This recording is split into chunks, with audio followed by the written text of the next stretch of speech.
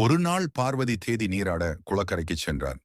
அப்பொழுது காவலுக்கு தனக்கென ஒரு காவலன் இருந்தால் நன்றாக இருக்கும் என்று எண்ணி தான் கொண்டு சென்ற மஞ்சளால் ஒரு ஆண் குழந்தை உருவத்தை பிடித்து அதற்கு உயிர் கொடுத்தார். அந்த குழந்தையிடம், நான் நீராடச் செல்கிறேன், எனக்கு காவலாக இரு, உள்ளே யாரையும் அனுமதிக்காதே என கூறிவிட்டு சென்றார்.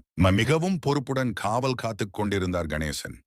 அப்பொழுது அங்கு வந்த சிவபெருமான் உள்ளே நுழைய முயன்றார். ஆனால் பாலகனோ பார்வதி தேவியின் மணாளன் என தெரியாமல் அவர் எடுத்து கூறியும் தன் தாய் உத்தரவை யாரும் மீற முடியாது என கூறி சிவனை தடுத்தார். இதனால் கோபமடைந்து தன் பரசுவால் சிறுவனின் தலையை வெட்டி உள்ளே சென்றார் சிவபெருமான். அவரை பார்த்த பார்வதி தேவி, எப்படி உள்ளே வந்தீர்கள்? எனக்கு காவலாக நின்ற குழந்தை தடுக்கவில்லையா என்று கேட்டார். அதற்கு சிவபெருமான், அந்த பாலகன் என்னை உள்ளே வரவிடாமல் சண்டையிட்டான், அதனால் அவனின் தலையை துண்டித்துவிட்டு உள்ளே வந்தேன் என்று கூறினார். இதனால் மனமுடைந்த பார்வதி தேவி தான் உருவாக்கிய குழந்தையை நினைத்து அழுது புலம்